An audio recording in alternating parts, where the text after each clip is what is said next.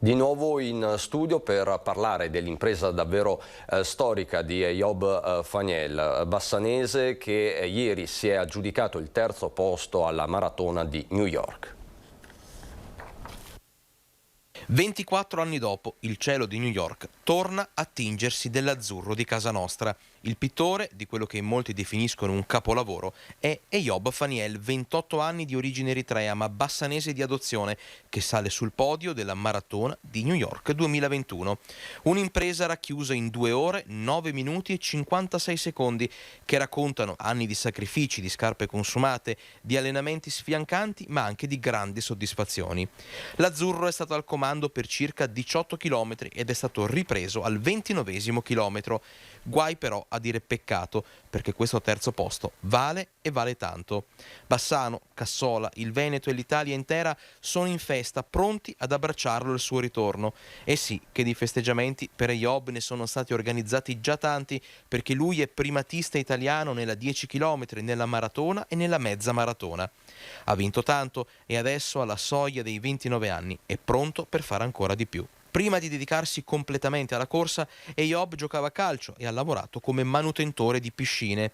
Con la sua compagna, Ilaria Bianchini, e le 2 figlie, ama rilassarsi ascoltando jazz e mangiando pizza. Niente di straordinario, eccezion fatta per quello che di straordinario ha saputo fare. Vi siete sentiti dopo il podio, dopo il risultato straordinario alla maratona di New York? Ci siamo sentiti, è molto contento, è sorpreso che siamo tutti in festa qui, perché ha detto in realtà è solo un terzo posto, non ho vinto, però è un gran bel terzo posto. E adesso, quando rientrerà in Italia, festa grande? Festa grandissima, ho sentito Ilaria e la sua compagna, siamo tutti orgogliosi, siamo veramente tanto contenti, grande festa. Ma per lo sport veneto ci sono anche altre buone notizie. Arriverà a Treviso l'ultima tappa per velocisti del Giro d'Italia 2022, la tappa del 26 maggio. Accendere i riflettori del Giro d'Italia sulla città di Treviso è qualcosa di davvero bello, che ci riempie di gioia, di orgoglio e di responsabilità, perché vogliamo che tutto vada nel migliore dei modi. Ci si attende un'edizione memorabile per il Veneto, per dirla con le parole del presidente Luca Zaia, per il Giro d'Italia 2022, che i sindaci, come tutti gli italiani, stanno scoprendo un po' alla volta. Ecco svelate le tappe che vedranno protagonisti i velocisti, e l'ultima riguarda proprio Treviso. La carovana rosa partirà dalla provincia di Trento, attraverserà alcuni dei punti più suggestivi delle colline del Prosecco per arrivare infine nel capoluogo della Marca. Sì, oggi c'è stata l'ufficialità di questa bellissima notizia, tra l'altro nell'anno che vede Treviso città europea dello sport. Il 26 maggio ci sarà la tappa Borgo Valsugana-Treviso, con l'arrivo in volata proprio nella nostra città. 146 chilometri che toccheranno Valdobbiadene, Pieve di Soligore, Frontolo, il muro di Cadelpoggio, poi Susegana, quindi Spresiano, Villorba e Treviso. Una nuova opportunità sportiva ed economica per la provincia trevigiana. Ringrazio ovviamente la Regione Veneto, il presidente Zaia, perché nelle tappe venete che porteranno alla conclusione del Giro a Verona c'è anche questo arrivo di tappa della nostra città, e Treviso ha nel DNA il ciclismo, con dei personaggi straordinari come Fausto Pinarello, che sono poi l'anima di questo sport nella nostra città. Quindi adesso ci prepariamo, cominciano i sopralluoghi e tutti gli aspetti logistici per accogliere nel migliore dei modi questa straordinaria manifestazione, che chiamerà a raccolta tutti i trevigiani proprio per tifare i ciclisti che parteciperanno.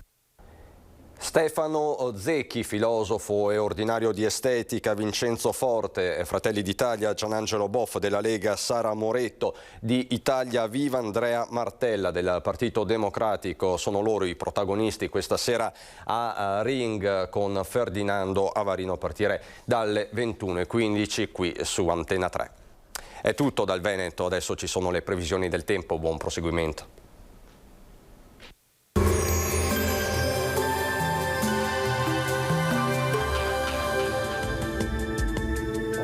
Benvenuti al Meteo. Temporaneo aumento della pressione sul nostro territorio. Dopo un inizio di settimana uggioso, migliora il tempo. Vediamo il dettaglio di martedì 9 novembre. Sul Veneto possibili foschie fino al mattino, specie sulla pianura più occidentale. Sarà soleggiato con cielo sereno o poco nuvoloso con visibilità ottima, salvo ingresso di nubi alte sulle zone più meridionali verso sera. Venti da nord-est moderati, temperature sostanzialmente stazionarie, minime tra 2 e 8 gradi, massime comprese invece tra i 12 e i 14 gradi. Ci spostiamo ora sul Friuli Venezia Giulia, anche in questo caso prevale il sole, tuttavia con occasionali addensamenti pomeridiani, ma senza piogge. Temperature minime tra 4 e 10 gradi, massime sui 13-15 gradi. Ci spostiamo infine sul Trentino Alto Adige, dove non cambia lo scenario, sarà una splendida giornata soleggiata, il cielo sarà sereno o con poche nubi a carattere sparso. Temperature minime intorno ai 2-4 gradi, massime sui 13-14 all'incirca. Dal meteo di Antena 3 per ora è tutto, grazie per l'attenzione e arrivederci.